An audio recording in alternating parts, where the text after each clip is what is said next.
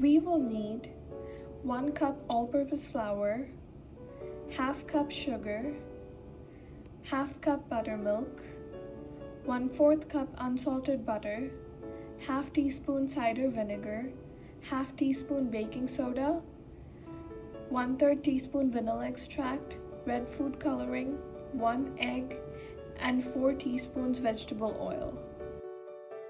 With unsalted butter at room temperature, add the sugar, oil, and vanilla extract. At medium speed, whisk together until light and fluffy.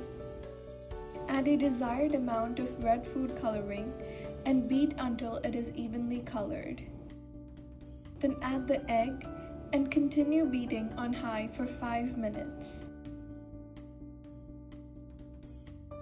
Next, add the flour in 4 parts, alternating with the buttermilk in 3 parts, beating just until each addition is incorporated before adding the next.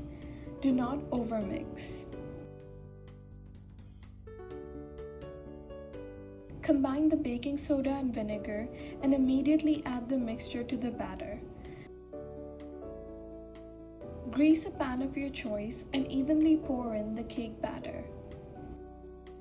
Bake in a preheated oven at 350 degrees Fahrenheit for 40 to 45 minutes or until a toothpick comes out clean.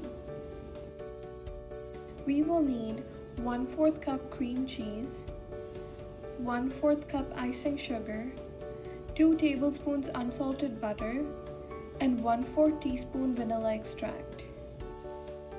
Beat the cream cheese and vanilla in a bowl. Add the butter and continue to beat. Finally, add the sugar at high speed until incorporated.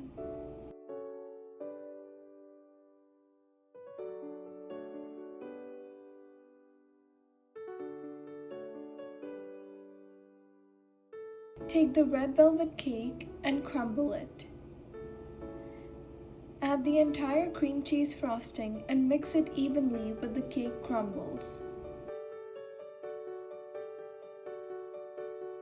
Melt a few white candy melts in a small bowl.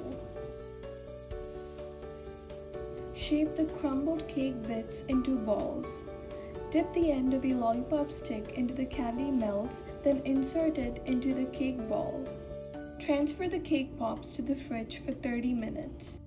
Melt more of the candy melts and add 1 tablespoon oil to every 1/4 cup of candy.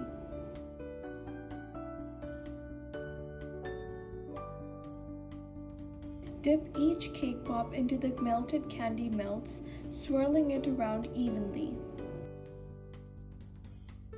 Drizzle the cake pop with your choice of candy melts. This Valentine's Day, treat your loved ones with cake pops.